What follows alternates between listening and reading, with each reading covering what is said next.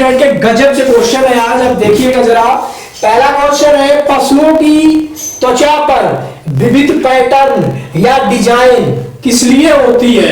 Screen में question दिख रहा है, मैं बोल रहा हूं इधर से कि पहला ऑप्शन कह रहा है वह जलवायु के कारण होते हैं जिसमें वे रहते हैं।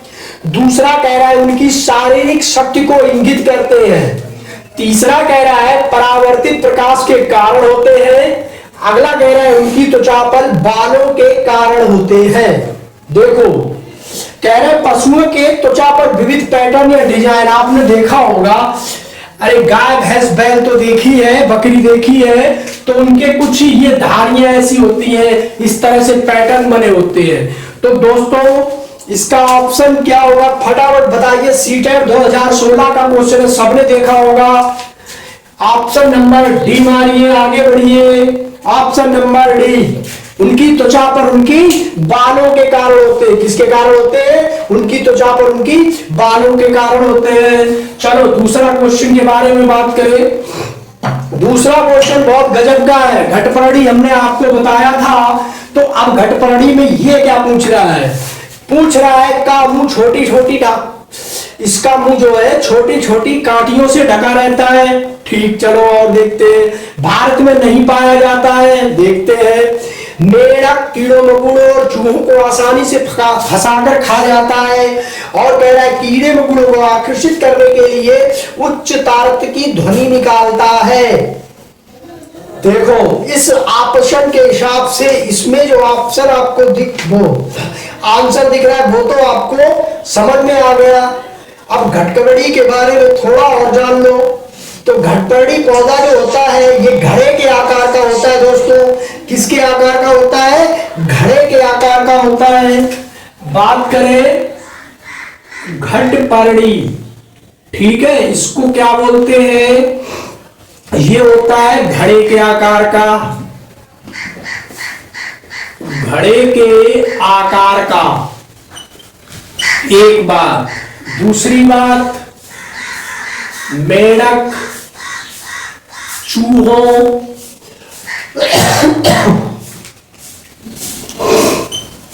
कीड़ों मकोड़ों को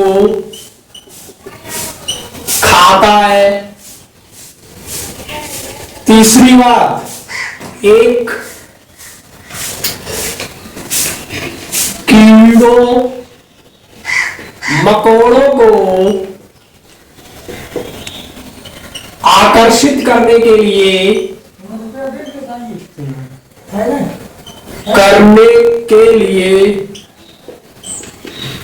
एक प्रकार की खुशबू निकालता है। खुशबू निकालता है। तीसरी बात, भारत के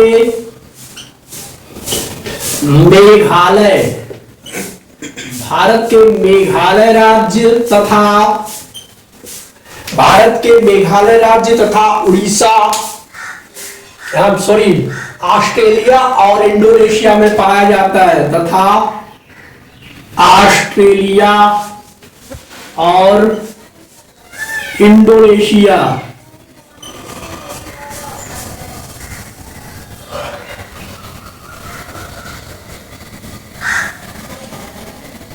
में पाया जाता है। ठीक है, ये तो घटपरड़ी के बारे में पूरी कहानी हो गई। ठीक है, ये क्या करता है और नाइट्रोजन क्या करता है दोस्तों? ये क्यों कीड़े मकोड़े खाता है? नाइट्रोजन प्राप्त करने के लिए, नाइट्रोजन प्राप्त करने के लिए।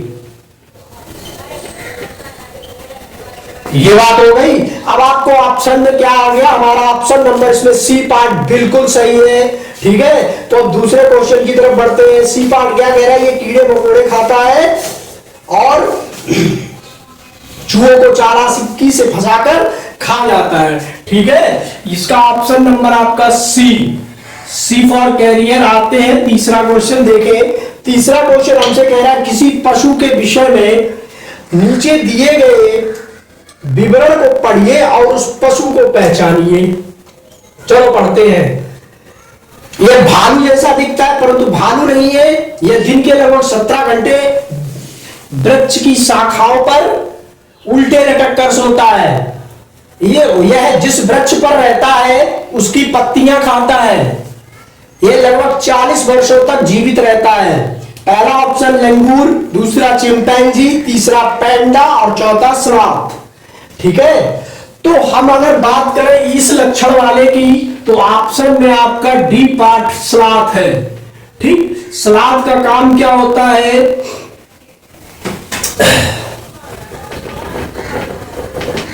स्लॉथ ऑप्शन है पेड़ों पर, देखो जो चीज इसमें नहीं है वो बता रहे, एक पेड़ पर कितने साल रहता है? 5 साल रहता है। 5 साल रहता है। और जिस पर रहता है, जिस वृक्ष पर रहता है उसी की पत्तियां खाता है।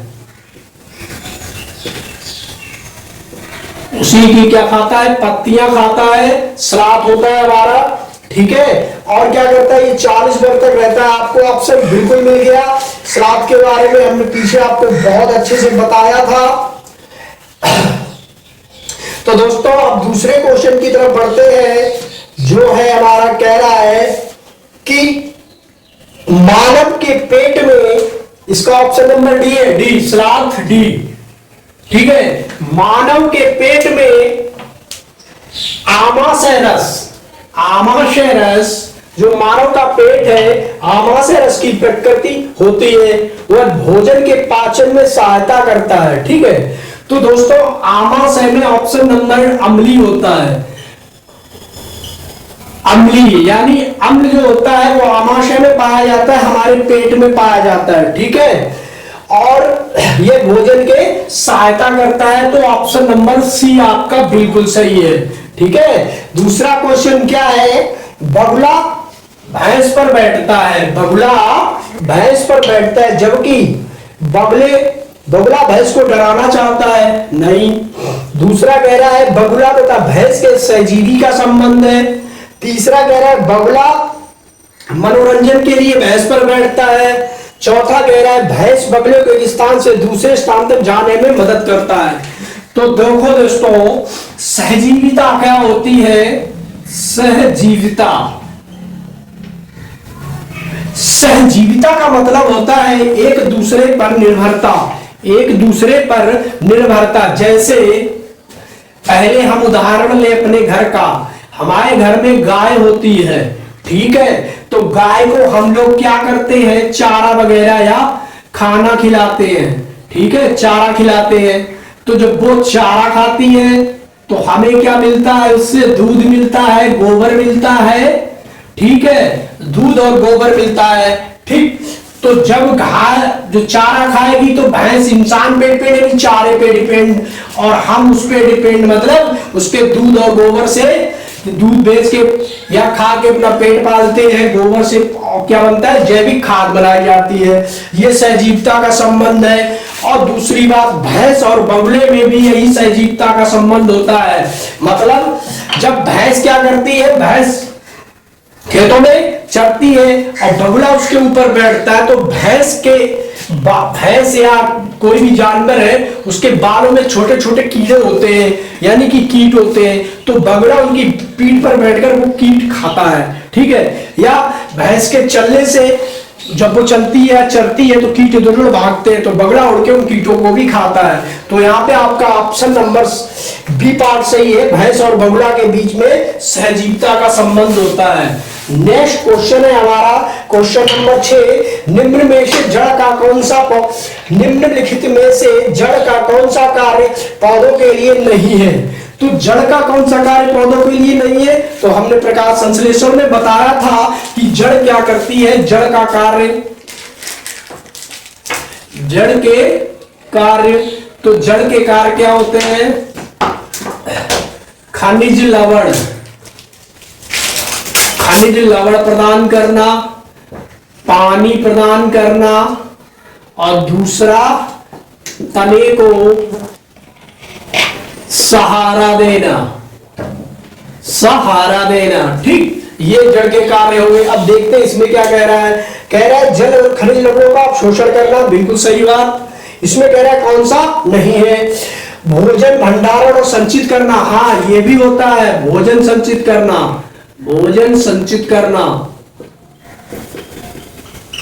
ठीक, और कौन सा नहीं है, ह्यूमस उपलब्ध कराना। दोस्तों ह्यूमस जो होता है वो यहाँ की मिट्टी में पाया जाता है, मिट्टी से मिलता है, नाइट्रोजन वगैरह, कीड़े मकोड़े मरते हैं तो देखा होगा आपने।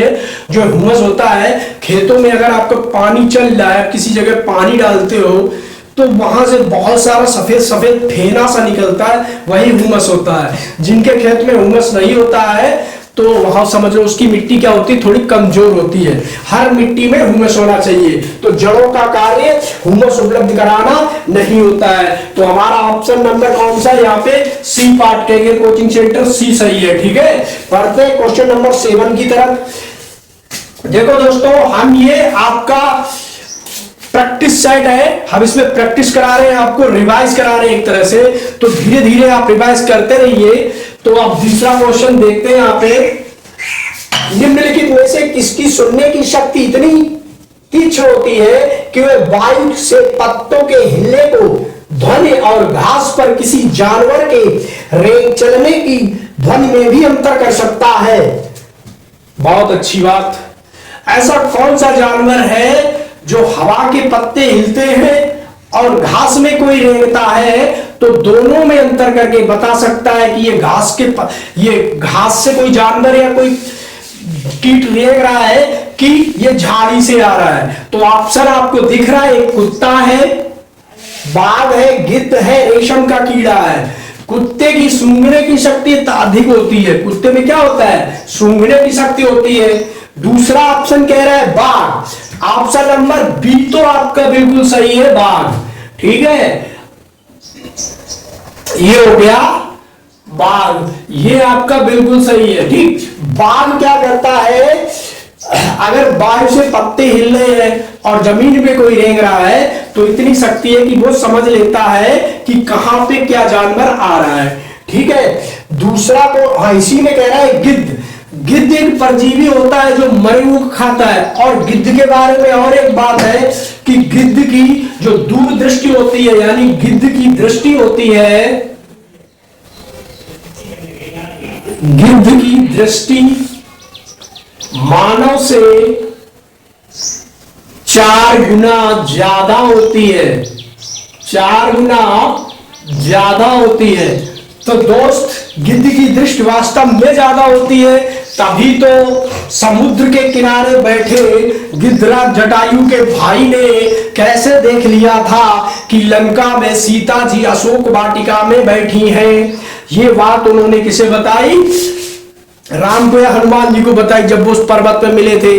तो गिद्ध की दूरदृष्टि बहुत होती है। ठीक है, वो कई किलोमीटर तक साफ साफ चीजें देख सकता है, यानी इंसान से 4 गुना। इंसान 1 किलोमीटर 2 किलोमीटर तक देख सकता है, तो वो उससे भी दूरी तक देख सकता है। ठीक है, अब आते हैं आगे क्वेश्चन की तरफ। क्वेश्चन नंबर 8 हमारा कह रहा है कि निम्नलिखित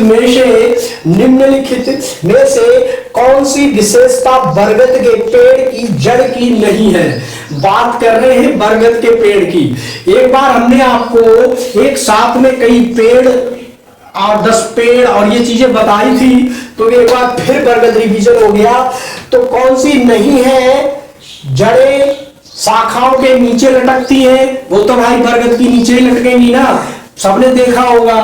दूसरा, इनमें जमीन के अंदर तक होती है। हाँ, जड़ें जब शाखा से बनके आती है तो वो जमीन के अंदर ही जाती है और बरगद को मजबूती प्रदान करती है।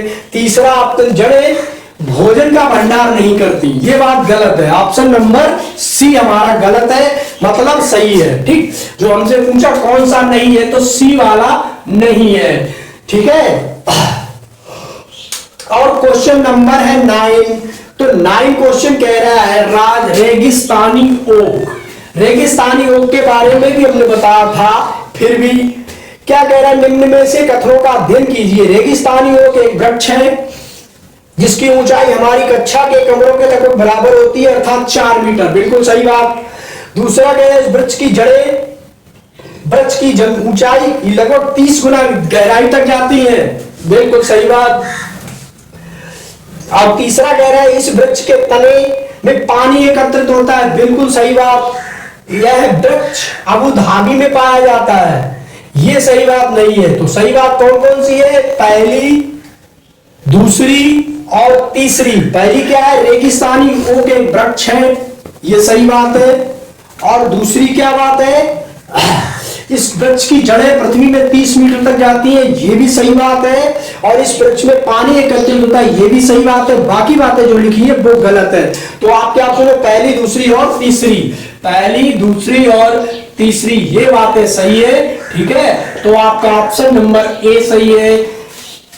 ठीक है, अब एक और लास्ट क्वेश्चन है वो आपका कि वह निम्नलिखित में कौन सा जानवर या जंतु है जिसके अग्रदांत हमेशा चढ़े रहते हैं, मतलब आगे के दांत हमेशा चढ़े रहते हैं। क्वेश्चन पढ़िए ध्यान से, आंसर आप मिल जाएगा एकदम से। वे दांतों को बहुत अधिक लंबा न होने देने के लिए वस्तुओं को काटते और कुतरते रहते हैं। ठीक है, कौन है? चूहा, दीमक, गिलहरी और छिपकली। देखो दोस्तों, गिलहरी में ये आदत होती है कि वो अपने दांतों को कुतरती रहती है कठिन चीजों से, ताकि उसके दांत आगे ना बढ़े। ठीक है, तो गिलहरी के दांत देखे होंगे दो ऐसे करके निकले होते हैं आगे, तो हमारा ऑप्शन नंबर सही है गिलहरी। ठीक है, तो गिलहरी ही होती है जिसके दो दांत आगे निकले रहते हैं। दोस्तों अब हमें आप बताओ कमेंट करके आपको क्लास कैसी लगी और कैसी नहीं लगी। अगर आपको अच्छी लगी तो वीडियो लाइक, शेयर और सब्सक्राइब कर दीजिए। धन्यवाद।